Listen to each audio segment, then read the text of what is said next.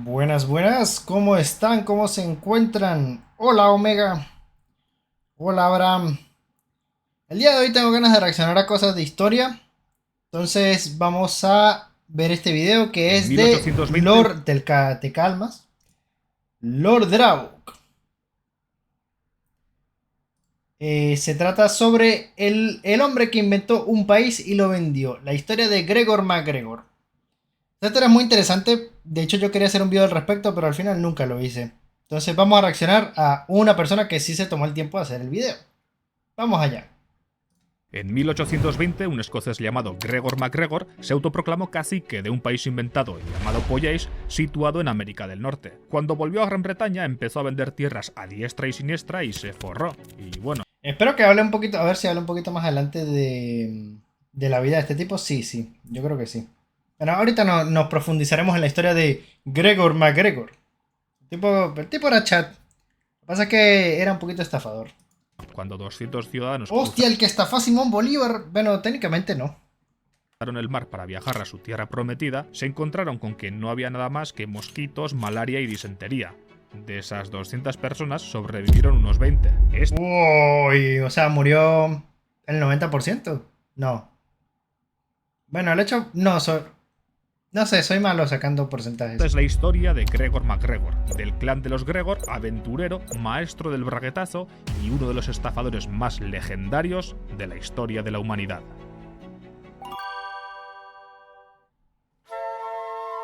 El clan de los Gregor. Gregor MacGregor nació el 24 de diciembre de 1786 Nació en Navidad, qué curioso. en Glengyle, Escocia. Su padre era capitán de la Compañía Británica de las Indias Orientales y descendiente del clan de los Gregor. El clan Gregor, a veces también nombrado como el clan MacGregor, era un conocido clan escocés del cual se decía que descendía de una familia real celta. El clan de los Gregor es el clan del legendario forajido Rob Roy MacGregor, un héroe escocés que luchó contra el duque de Ojo, todo esto se sospecha, o sea, también está la posibilidad de que el tipo se inventara todo. Porque realmente no se sabe nada de su padre. O sea, si realmente era un navegante tan importante, ¿por qué no sabemos nada de él? Monrose, hasta le hicieron una película protagonizada por Liam Neeson. Resulta que Rob Roy fue el tío bisabuelo de Gregor MacGregor. Y sí, antes de continuar, Conor MacGregor también desciende del clan de los Gregor. O eso ha dicho él. Volviendo a Gregor, no hay Eso ha dicho él. Ah, pues. Yo pensé que era simplemente una casualidad. O sea, se apellía. Ah, ¿cómo se dice? Tienen el mismo apellido, pero no pensé que eran familia. mucha documentación de su juventud, pero se sabe que su padre murió cuando era niño y que su madre los cuidó a él y a sus hermanas con la ayuda de parientes. A los 16 años ya era un chaval corpulento, se alistó en la Armada Británica y lo destinaron a Gibraltar. Formó parte de la Armada Británica desde los 16 hasta los 23 años, y de esa época no se conservan grandes heroicidades, pese a que coincidirá Apellida, sí. Gracias, Liam Neeson. con las guerras napoleónicas. Tal vez lo más destacable fue que se casó con María Bowater, la hija de un almirante de la Marina Real y que también estaba emparentada con dos generales y un miembro del Parlamento británico. Vamos, que Gregor dio un braguetazo bien dado. Así, con el dinero de su Un tipo que tenía mucho dinero. esposa, ascendió hasta el rango de capitán, porque en esa época los ascensos en la Armada Británica se podían comprar. Sé que parece raro, pero era así. Se especula que Gregor MacGregor pagó alrededor de 900 libras y ale, ya era capitán. También aproveché ese dinero para estudiar biología. Porque sí. Al parecer, como capitán empezó a obsesionarse con todo lo que tiene que ver con el rango, la vestimenta, las medallas, las insignias, y esto tendría un impacto determinante en su futuro. Pero su andadura en la Armada terminó abruptamente en el año Era un tipo que le gustaba aparentar. Le gustaba aparentar más de lo que era. 1810. Según dicen, tras ser destinado a Portugal, tuvo que abandonar la Armada por graves discusiones con sus superiores. Lo peor de todo es que, justo después de que se fuera Gregor, su batallón se hizo famoso en la batalla de Albuera, Badajoz, donde lucharon valientemente contra los franceses y el batallón se ganó el apodo de los Die Hards. Eso le debió de molestar Los duros de matar. Hasta donde yo tenía entendido, él se fue de la Marina inglesa. De ahí se fue a Portugal, pero ¿cómo lo digo? Como mercenario. O sea, como que el gobierno portugués lo contrató. Lo que pasa es que el tipo pues tenía muy mala actitud y también lo botaron de Portugal. Y ahí quedó sin chamba. bastante, porque él en el fondo quería la fama y la gloria, era una persona que buscaba ese reconocimiento. Pero sin pena ni gloria, Gregor se estableció con su mujer en Edimburgo, donde trató de mezclarse con la alta sociedad y se llamó a sí mismo coronel, rango militar que no había recibido en la armada. La cosa no le salió muy bien, así que se mudaron a Londres y ahí se denominó Sir Gregor MacGregor Baronet. Baronet es un título nobiliario que se encuentra entre el rango de barón y caballero, y que por supuesto no le pertenecía. Pero parece que a Gregor no se le daba mal mentir. Dijo que había heredado el liderazgo del clan Gregor, cosa que también era mentira, y se inventó diferentes parentescos con nobles, duques, condes y barones. Y en Londres se lo creyeron. Poco a poco empezó a hacerse respetar entre la alta sociedad londinense. Todo iba viento en popa hasta que, de repente, su mujer, María, falleció, y con ella desapareció su principal fuente de ingresos. Algo bastante común en la época. Te casabas y a los 4 años, si tu mujer no moría de alguna enfermedad, pues eras muy afortunado. Pero no me sabía esta parte. O sea, el tipo ya desde el principio era un mentiroso compulsivo. Un problemón, ya que eso le ponía en una encrucijada. Si se buscaba otra mujer que lo pudiera mantener, perdería el apoyo de la familia de María, una familia muy poderosa. Pero por otra parte, tampoco estaba dispuesto a volver a Escocia a ser un simple granjero. Un día, un hombre peculiar apareció en Londres. Era famoso y admirado por la alta sociedad. Todos mostraban interés en él. Su nombre era Francisco de Miranda, el general revolucionario de Venezuela que había luchado por la independencia de Venezuela contra España. En ese momento se estaban dando las guerras de independencia hispanoamericanas, También Francisco de Miranda participó en otras guerras. De hecho, participó en la Revolución Francesa y todo. en las cuales se enfrentaban las fuerzas que Hola, Álvaro.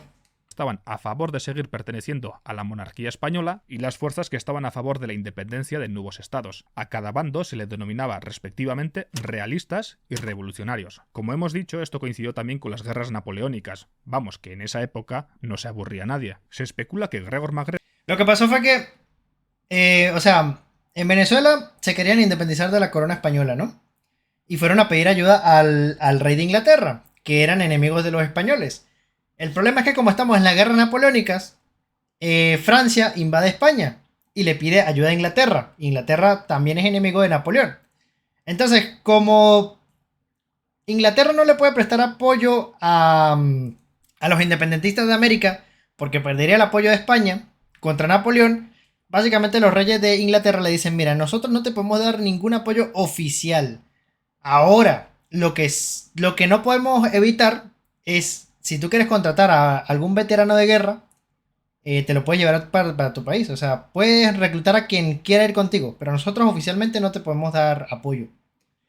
Y entre esas personas que se unieron fue Gregor, que pues estaba desempleado, no tenía dinero y estaba un poquito al borde de la pobreza. MacGregor, maestro del braguetazo y amigo del guión de la vida. conoció en Londres a Francisco de Miranda y eso le dio una idea. Tal vez, si cruzaba el océano hacia la aventura exótica en el Nuevo Mundo, algún día regresaría y la alta sociedad británica le recibiría como le habían recibido a Francisco de Miranda. Y Gregor MacGregor vendió una pequeña finca escocesa que había heredado de su padre, se montó en un barco y cruzó el mar en busca de la fama y la gloria. Antes de continuar, este vídeo está patrocinado por... Hasta donde yo tengo entendido, está el anuncio. Uy, es largo el anuncio. Hasta donde yo tengo entendido, él realmente no quería ir a apoyar la independencia. Lo que quería era un poco ser biólogo, sí, o sea, conseguirse una fama, pero realmente él no iba con la idea de apoyar la independencia. Inglaterra no, exacto, no te podemos ayudar, guiño guiño. En el año 1812, Gregor MacGregor desembarcó en Caracas, Venezuela. En ese momento, el gobierno revolucionario de Francisco de Miranda estaba empezando a flaquear, mientras que el ejército realista español avanzaba a posiciones. En ese momento, Gregor se presentó ante Francisco de Miranda para ofrecer sus servicios. Como en este caso los enemigos eran monárquicos, Gregor fue listo y dejó de decir que tenía el título de baronet. Eso sí, hizo que le siguieran llamando Sir Gregor, ya que decía que en su época en la Armada Británica, en su paso por Portugal, lo habían jurado como caballero de la Orden del Cristo portugués. También añadió que había pertenecido al famoso batallón de los Diehards, cosa que era cierta, solo que él se fue antes de que se ganaran el apodo de los Diehards. Pero bueno, de todos modos, Francisco de Miranda debió de creérselo todo porque le otorgó el mando de un batallón de caballería y nada más y nada menos que el título de coronel. Claro ejemplo de que el fake it till you make it funciona. También es que hay que tener en cuenta que, como él mismo lo dijo, Venezuela está en una situación difícil. se necesitaban veteranos y cualquier persona que supiese más o menos comandar un ejército era bienvenido. Entonces, Francisco de Miranda tampoco se iba a poner a ver si era verdad o no. Además, consiguió casarse con Josefa Gregor, MacGregor es un pillo. Llegó, se casó y esta mujer creo que es prima de Simón Bolívar. Si mal no recuerdo. Me imagino que lo dirá ahorita. Aristeguieta y Lovera, prima del mismísimo Simón Bolívar. Sí, Por exacto. supuesto, Josefa era de una prominente familia de Caracas. Vamos, que Gregor era un experto en el arte del braguetazo. Llegó de una vez coronel, casarse con la prima de Simón Bolívar. Tipo era una mente. Y pronto ascendió al rango de brigadier general. En su época en Venezuela tuvo alguna victoria, alguna derrota, pero destacó principalmente por una actuación en el año 1816 en la llamada Retirada de los 600. En él, Gregor MacGregor, junto con sus 600 hombres, tuvo que marchar en retirada a través de cientos de kilómetros en territorio hostil. Por el camino derrotó 2 veces al coronel Juan Nepomuceno Quero y terminó uniéndose a la batalla de los Alacranes, en el que pudieron tomar la ciudad de Barcelona. Los historiadores coinciden en que este fue el momento en el que Gregor MacGregor demostró que algo de talento militar había en él. Simón Bolívar ascendió a MacGregor a general de división y lo honró con la Orden de los Libertadores. Después de eso, Gregor siguió con su aventura por las Américas. Estuvo en Estados Unidos, donde reunió a varios cientos de hombres. Ya, aquí se saltó algo. Y es que cuando él llega a Venezuela, ocurre un terremoto muy fuerte. Y él se había comprado una casa en Venezuela, en Caracas, y la casa se destruyó. Pero él personalmente ayudó a las personas que habían sufrido por el terremoto, sacó heridos y cosas así. Y ahí en ese momento es que él ya se compromete con la independencia de Venezuela porque pues, no sé, sufrió cosas de terremotos. Para conquistar Florida. Pero además de hombres, para llevar a cabo una empresa semejante necesitaba dinero, y aquí empezó a maquinar su avispado cerebro. Se puso a vender bonos de tierra, es decir, la gente le pagaba a cambio de un terreno fértil de Florida, y si la expedición fallaba, se comprometía a devolver el dinero con intereses. Así consiguió $160.000 y se dirigió, junto con sus hombres, a conquistar Florida. Spoiler, no conquistó Florida. Conquistó una islita chiquitica. Y lo hizo. Bueno, no conquistó exactamente Florida, conquistó una pequeña isla de Florida llamada Amalia, que estaba defendida por un total de 51 españoles. Gregor levantó una bandera con una cruz verde y declaró la República de Florida, de la cual él era el presidente. Intentó poner impuestos a los piratas locales. ¿Qué recursos naturales tenía esa isla? ¿Qué importancia estratégica tenía? Ninguna, pero el tipo lo intentó. Y no le hicieron mucho caso. Y cuando las fuerzas españolas se reunieron a la orilla del continente para atacar la isla, Gregor MacGregor recogió sus bártulos y se marchó. Dejó a los hombres con un tal Jared Irwin al mando. No les pagó, tampoco devolvió el dinero con intereses a los accionistas de Estados Unidos y la isla terminó quedando en manos de un corsario francés luego de que Jared Irwin derrotara a los españoles 2 veces. La cuestión es que Gregor hizo varias de estas. Después de la isla de Amelia se fue a conquistar Panamá. Llegó con 500 hombres a Portobelo y dejó que primero entraran en combate 200, mientras que él observaba desde el barco. Cuando los españoles fueron derrotados, entró en Portobelo y dijo: «Soldados, nuestra primera conquista ha sido gloriosa, nos ha abierto el camino al futuro y a la fama». Y el tipo mientras tanto en su barco, mirando desde lejos, con menos de la mitad de los hombres que habían peleado. Pregunta seria, tú hiciste el si los Saiyajin existieran en Warhammer 40.000, ¿cómo sería la inversa? O sea, si el emperador de la humanidad existiera en Dragon Ball. Pues realmente no sería tan poderoso. O sea, estaría que como al nivel de... no sé en qué, es que no sé muy bien en qué nivel ponerlo. El emperador sería algo así como Saiyajin fase 2, Saiyajin fase 3 más o menos. Por ahí lo pondría yo, no sé, tendría que revisar. Porque una ventaja que tiene el emperador es que es inmortal. Y hasta donde tengo entendido, en Dragon Ball no hay algo que pueda matar a un inmortal. Entonces, sería poderoso. También depende de si la magia, o sea, la magia de la deformidad sirve en el mundo de Dragon Ball. Si sí sirve, tendría posibilidades. Está interesante esa pregunta. gloriosa. Nos ha abierto el camino al futuro y a la fama. El siguiente paso lógico hubiera sido marchar a la ciudad. Estaría a nivel de un Cell. ¿Ustedes creen? Pero depende, ¿qué fase de Cell? Fase perfecta, semiperfecta. Fase perfecta no creo. Porque en la fase perfecta Cell ya se puede teletransportar. Cosa que el emperador no puede. De Panamá, Pero Gregor MacGregor no tenía mucha prisa. Se quedó en Portobelo, bebiendo, comiendo y diseñando su nueva orden de caballería. No preparó defensas ni nada, así que cuando los españoles llegaron a recuperar Portobelo, Gregor se despertó por los disparos, tiró su cama por la ventana que daba a la playa y saltó encima. Luego se metió en el mar y sobre un tronco intentó llegar a su barco, hasta que un oficial le rescató. Y se fue, otra vez, dejando a sus hombres en manos de los enemigos. Qué suerte tiene el tipo, o sea, ustedes saben lo que es montarse en un tronco, es fácil dispararte con un mosquete.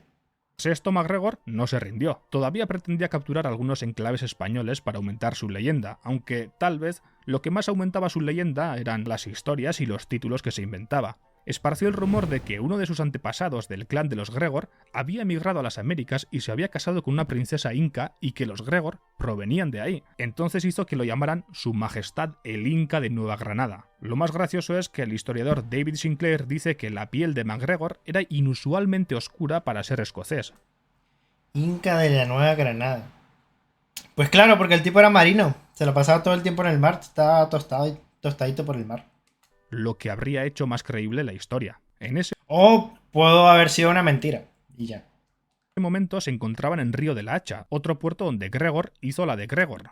Cuando las cosas se pusieron mal, abandonó a los hombres a su suerte. Pero los engaños, las mentiras y lo de abandonar a los hombres a su suerte no le iba a salir de gratis para siempre. Llegó Claro. el día en el que se le puso precio a su cabeza. Simón Bolívar lo consideraba un traidor y ordenó que si volvía a poner un solo pie en el continente sudamericano, fuera ahorcado inmediatamente. Y así, la gloria por la que había luchado tanto, a su manera, se esfumó en el horizonte, y Gregor MacGregor, despojado de sus títulos ficticios, desapareció. De Venezuela. Dicho sea de paso. Porque se fue para Panamá. Ahorita vamos a ver. En el año 1819, Gregor MacGregor estuvo en paradero desconocido, mientras que un hombre llamado Michael Rafter Creo que se fue para Jamaica. Porque Jamaica en aquella época era colonia inglesa. publicaba un libro en Londres, Memorias de Gregor MacGregor. Michael Rafter se había unido a la expedición de Gregor MacGregor con la esperanza de rescatar a su hermano, el coronel William Rafter, uno de los hombres al que Gregor había abandonado en Portobelo y que falleció en manos de fuerzas españolas. El libro de Michael Rafter fue una advertencia sobre quién era Gregor MacGregor. Definió su historia sobre La primera funa. la princesa inca y el título Su Majestad el Inca de Nueva Granada como una aberración para el intelecto humano. Advirtió también de que MacGregor no estaba muerto y que cualquier persona podría ser inducida de nuevo a unirse a él en sus desesperados proyectos y ¿Sarek el Rey Silente sería más fuerte que el emperador? Sí. El emperador antes de la Gran Cruzada. El emperador actual no se sabe porque está a nivel de un dios del caos, pero no, pero sí, pero si despierta destruye el universo, pero si no despierta puede hacer cosas, es un poco raro. Pero sí, el Sarek en teoría es más fuerte que el emperador de la Gran Cruzada. Ahora, en mi opinión personal, el Rey Silente es un poquito vendehumo, así que yo tampoco confiaría mucho en él. sería capaz de concebir un grado de locura y sinsentido del que la naturaleza humana, por muy hundida que esté, es incapaz. Dicho y hecho, en el año 1821, Gregor MacGregor reapareció en Londres e hizo alarde de un nuevo título, Príncipe Soberano de Pollais y Cacique del pueblo de Pollais. En esa época, publicar un libro no era como hoy en día. Bueno, sí, era exactamente como hoy en día. Nadie leyó el libro de Rafter y todos pensaban que Gregor MacGregor era un héroe de guerra por la retirada de los 600. ¿Qué más puede hacer el tipo? O sea, ¿era eso o aplicar la de Lutero de ir publicando folletos por todas las puertas, las iglesias y postes? Y la gente no tenía tiempo para eso. O sea, era sacar el libro y esperar a que la gente lo leyera. No lo leyeron. Y por haber pertenecido a los diehards. Por supuesto lo recibieron con admiración en Londres, más ahora que era cacique de un supuesto país. La realidad era que durante el año anterior había estado navegando por la costa de Mosquitia. Este lugar estaba entre Nicaragua y Honduras y estaba poblado por descendientes de esclavos e indígenas. Las autoridades británicas habían nombrado a un rey, aunque más Este tipo tiene lentes de sol. que nada era para que los españoles no reclamaran esas tierras. Los reyes de Mosquitia en realidad nunca tuvieron un control real sobre las tierras. De todas formas se cuenta que Gregor MacGregor se pilló una buena borrachera con el entonces rey de Mosquitia, a este le gustó su gracia natural y le entregó un territorio de más de 30.000 kilómetros cuadrados a cambio de ron y joyería. Hasta donde yo tengo entendido, primero, Mosquitia es un territorio que es un pantano infértil, sin recursos. no es un punto estratégico, básicamente no vale nada. Primero. Segundo, ese supuesto rey de Mosquitia era en realidad un inglés que había llegado y se había nombrado rey del lugar. O sea que legitimidad no tenía ninguna. Y también, tercero, esto lo sabemos porque lo contó MacGregor, que perfectamente podría ser mentira. Se trataba de un área más grande que todo Gales. Desde ese momento, Hay un arma que está al nivel de un anillo halo, el mapa de los necrones. No me acuerdo cómo se llama. El mapa estelar. No me acuerdo cómo se llama. Sí que es básicamente una representación de la galaxia. Que tú la tocas un planeta y ese planeta se destruye. Y de hecho es más jodido que un anillo halo porque el anillo halo lo que hace es que destruye la vida inteligente o la vida orgánica. Mientras que lo que hace el mapa Necron es que... no recuerdo muy bien qué es lo que hace. Básicamente como que manipula el espacio-tiempo para que el planeta se destruya y rompe el velo de la realidad, una cosa así. Entonces es muy poderoso, pero también es muy delicado usarlo. Por eso los necrones casi no lo usan. a MacGregor le pertenecía un vasto territorio que realmente no servía para nada, porque las tierras no eran aptas para ser cultivadas Bueno, lo que decía. Básicamente Mosquitia no servía para nada. y estaban llenas de maleza y mosquitos. Pero MacGregor tenía una mente brillante. En esa época hubo muchos cambios en Sudamérica. Mente de tiburón, papá. Había gobiernos que nacían de un día para otro, gobiernos que caían y países que tomaban nuevos nombres. Y en ese contexto, que hubiera un país llamado Poyais y que al mando estuviera el condecorado escocés Gregor MacGregor era bastante creíble. Entonces se puso a vender humo modo Dios. Empezó a dar entrevistas en periódicos de tirada nacional, contrató a publicistas para escribir panfletos y hasta hizo que se cantaran canciones que hablaban de la nueva tierra prometida en las calles de Londres, Edimburgo y Glasgow. Decía que Poyais era un estado próspero, tenía una gran capital con castillo, edificio de parlamento, ópera, catedral y puerto moderno. Había ríos de oro y tierras fértiles, todo esto para atraer inversores que quisieran comprar terrenos en Poyais, por las cuales conseguirían una tierra tan fértil que un agricultor podría tener 3 cosechas de maíz al año. También vendió bonos de deuda del estado de Poyais por los que ofrecía un 6% de interés anual. MacGregor consiguió más de 500 inversores para su proyecto, 200 de los cuales, convencidos por las promesas de MacGregor, se montaron en un barco y navegaron rumbo a la costa de Mosquitia. Los inmigrantes solo tenían un dibujo de Poyais que había distribuido Gregor MacGregor, pero cuando llegaron se encontraron con un territorio desolado e inhabitable. Algunos no quisieron creer que el cacique les hubiera engañado, pero la realidad es que el supuesto Poyais estaba lleno de mosquitos y enfermedades, y al menos 180 personas murieron por malaria y fiebre amarilla. Vamos, que el timo se le fue un poco de las manos a... El tipo lo dejó tirados, no le importó. Y las 20 personas que sobrevivieron fue porque el gobierno inglés mandó un barco a rescatarlos. Pero el tipo los iba a dejar morir ahí y ya. Gregor. Menos de 50 personas regresaron a Gran Bretaña y para cuando lo hicieron, Gregor se había marchado. Los periódicos cubrieron el escándalo de Poyais y acusaron a Gregor de un fraude a escala masiva. Y lo curioso es que algunos supervivientes que habían perdido a sus propios hijos en la expedición defendieron a Gregor. Pensaban que Gregor también era una víctima. Era algo así como el síndrome de Estocolmo, pero de los estafadores. Pero mientras se liaba todo esto en Londres... Porque no, o sea, no querían sentirse... Es difícil cuando te estafan. Tú no quieres sentir de que te vieron la cara de idiota. Entonces, eso fue lo que les pasó.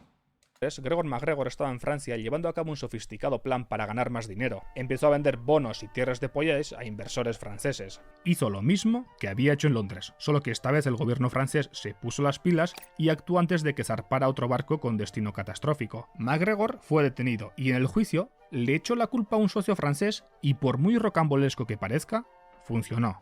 Cuando regresó a Londres, tal y como lo hacen todos los legendarios estafadores cuando son atrapados, intentó replicar su esquema aunque de forma más cutre y con menos éxito. Intentó vender ciertos certificados de la tierra de Poyais, pero no funcionó bien y en 1838 dejó de intentarlo. Un año después, su mujer Josefa falleció. Es verdad, Josefa, ¿qué fue la vida de esa mujer?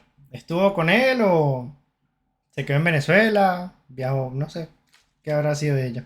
Y Gregor regresó a Venezuela, donde consiguió que le devolvieran el rango militar que había obtenido años atrás, y así, como pensionista, Gregor MacGregor falleció a la edad de 58 años en Caracas.